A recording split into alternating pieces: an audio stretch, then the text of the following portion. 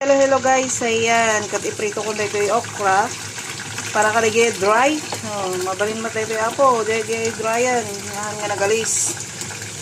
Pag sila kayo ito okra, tapno, bumalis. Diba, nagalis dito eh. Tapos, tigas tayo nga mag-iluto, fry yung nga ilingling ta, tanuhan nga, rumor jay katas na. Kano iling tayo gamin, mapaligay sabaw na di katas na nga, nagalis. Iso nga i-fry yung laddan, tapno, wag istili di unag.